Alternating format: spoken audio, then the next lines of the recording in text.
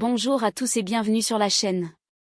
Aujourd'hui, préparez-vous à plonger au cœur d'un épisode explosif d'Ici tout commence, où les vérités se fissurent, les masques tombent. Et les alliances vacillent dans un fracas inattendu. Alors que l'enquête sur l'empoisonnement au double connaît un tournant spectaculaire, un nom refait surface, Romain Valdin. L'homme qui semble tirer les ficelles dans l'ombre. Entre photos accablantes, aveux troublants et révélations coup de poing, l'étau se resserre autour de Barbara. Prête à s'accuser pour mieux protéger, mais qui ?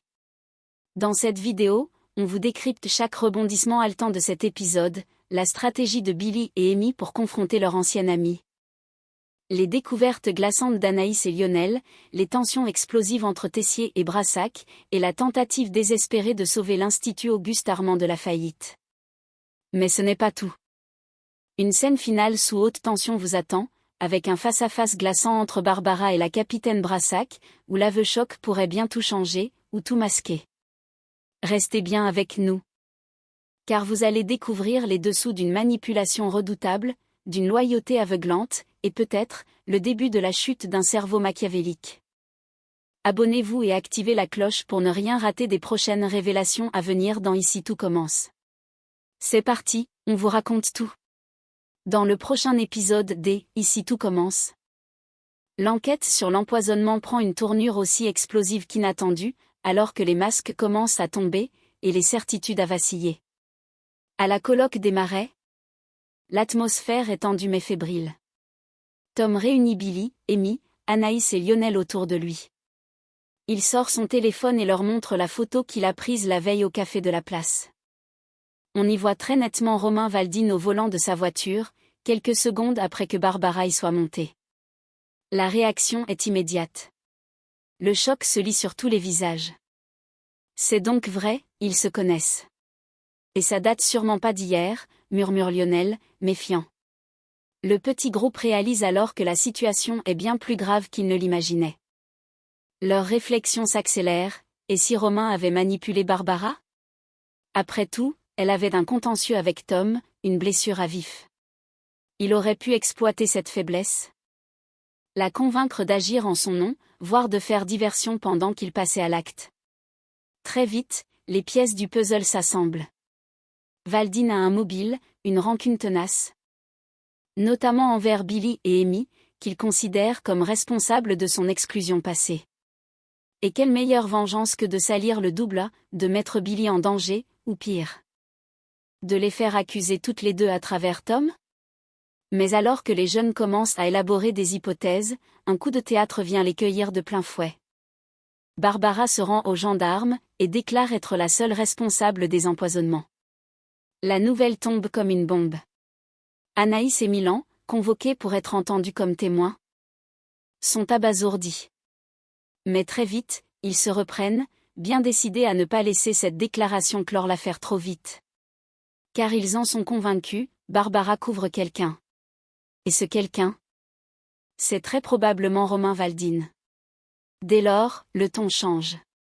Face aux gendarmes, Anaïs et Milan se montrent déterminés, méthodiques, presque professionnels. Ils racontent tout. Les commentaires de Barbara, la photo de Tom, les liens suspects, les silences, les revirements. Ils posent des jalons, comme s'ils menaient eux-mêmes l'enquête. Car ils le savent. La vérité n'a pas encore éclaté. Et elle pourrait bien faire voler en éclats ce qu'il reste de calme à l'Institut.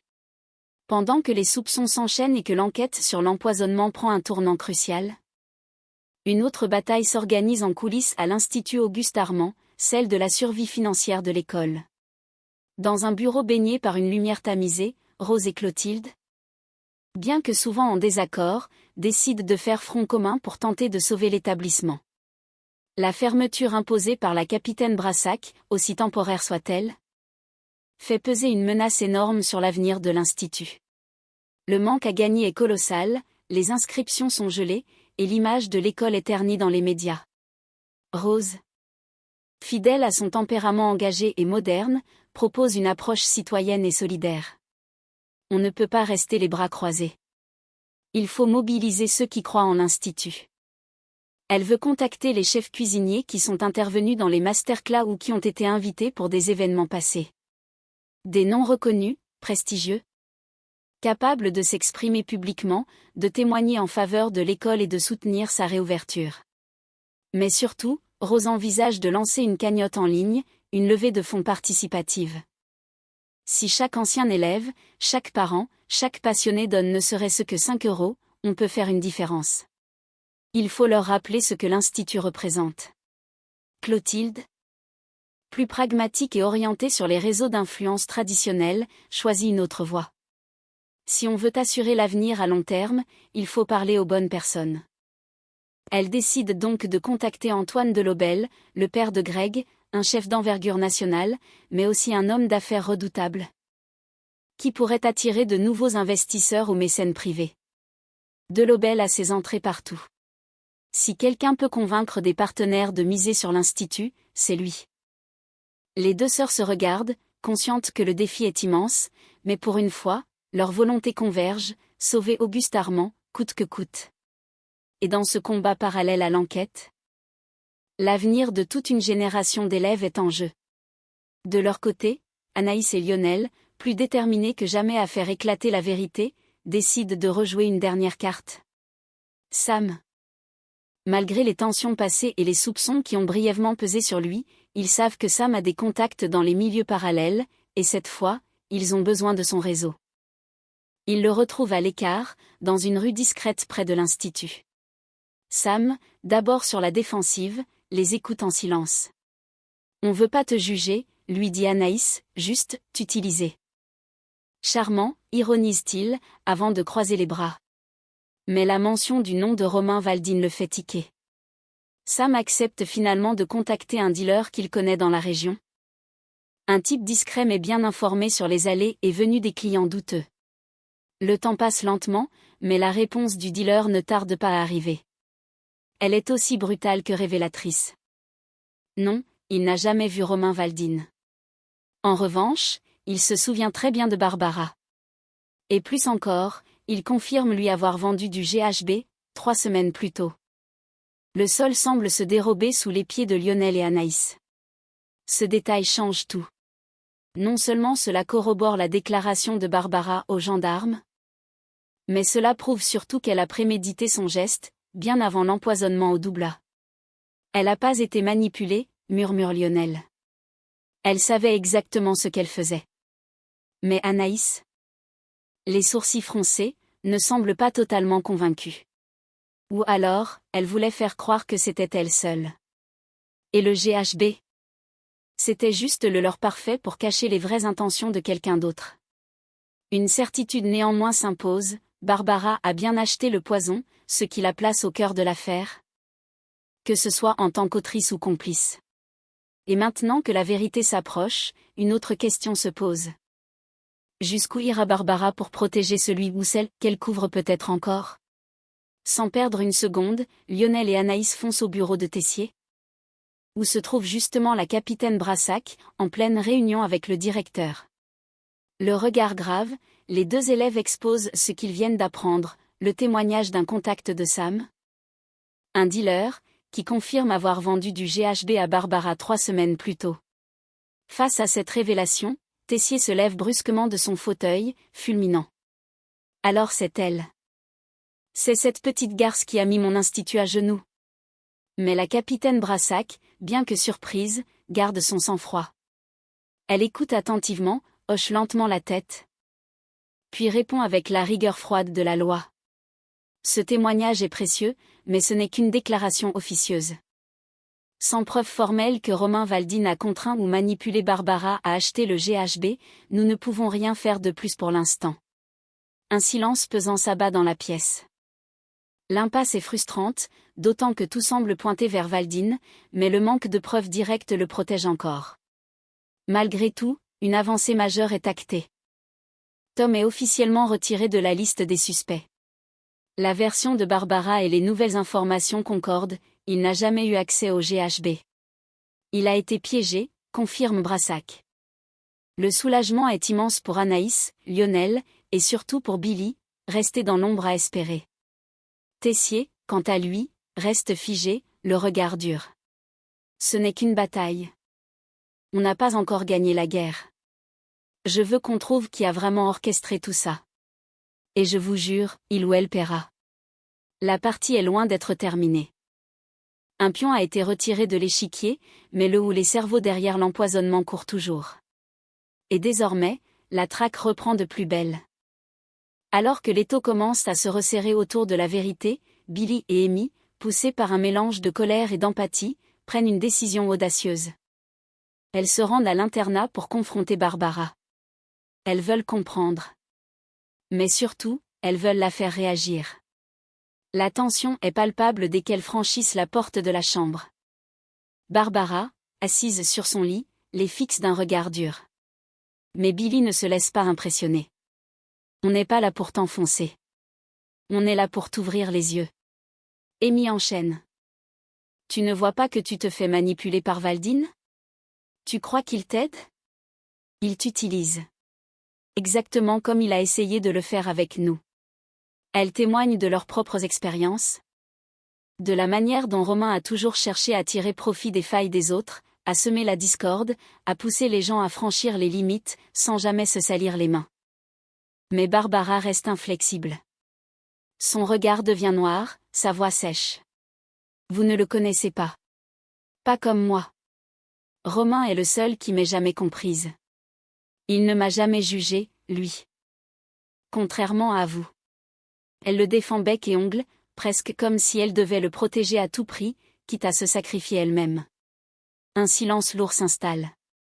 Billy échange un regard avec Amy. Elles sentent qu'elles n'arriveront pas à la faire changer d'avis, pas maintenant. Barbara est enfermée dans une loyauté dangereuse.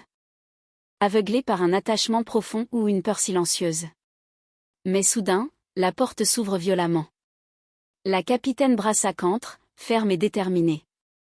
Barbara G, suivez-moi, s'il vous plaît.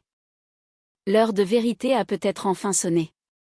Et cette fois, Barbara va devoir répondre non pas à ses anciennes camarades, mais à la justice. Conduite sans ménagement par la capitaine Brassac, Barbara est escortée jusqu'au bureau de Tessier, réquisitionnée une nouvelle fois pour les besoins de l'enquête. L'atmosphère y est glaciale, pesante. D'un côté, Tessier observe la scène en silence. Bras croisés, le regard acéré. De l'autre, Brassac, implacable, mène l'interrogatoire avec rigueur. Assise en face d'eux, Barbara garde la tête haute, les traits fermés, presque défiants. Brassac ouvre le dossier, sort la photo prise par Tom, les rapports d'analyse, les témoignages, puis entre dans le vif du sujet. Barbara, on sait que vous avez acheté du GHB. On sait aussi que vous avez été vu montant dans la voiture de Romain Valdine, juste après avoir fui une discussion avec Tom. Que fait Romain dans cette affaire? Barbara ne scie pas. Elle inspire profondément, puis lâche d'une voix calme mais déterminée.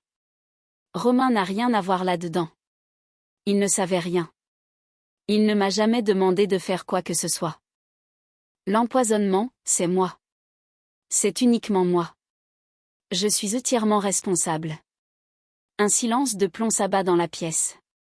Même Brassac semble surprise par la froideur de l'aveu. Tessier, lui, serre les mâchoires. Et pourquoi, demande la capitaine, le ton plus dur. Barbara esquive légèrement le regard. J'étais en colère. Contre l'Institut. Contre Tom. Vous vous accusez pour protéger quelqu'un, Barbara? Romain, peut-être. La jeune femme se raidit. Son regard se durcit. J'ai dit ce que j'avais à dire. Maintenant? À vous de décider si vous me croyez. Malgré cet aveu fracassant, l'odeur du mensonge plane toujours dans le bureau. Et pour Tessier, une chose est certaine.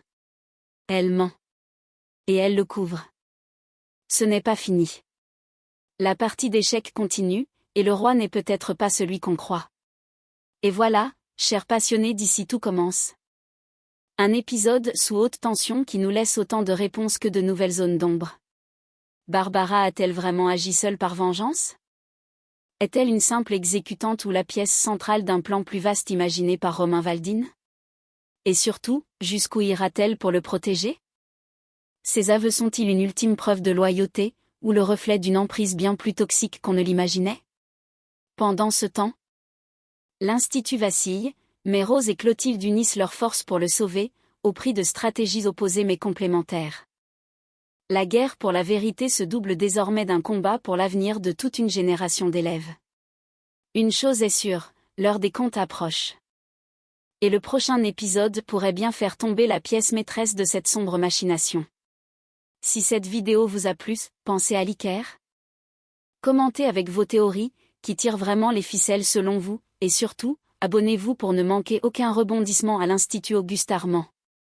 À très vite pour un nouvel épisode aussi croustillant que dramatique, et d'ici là, restez curieux, restez passionnés, et surtout, restez aux aguets.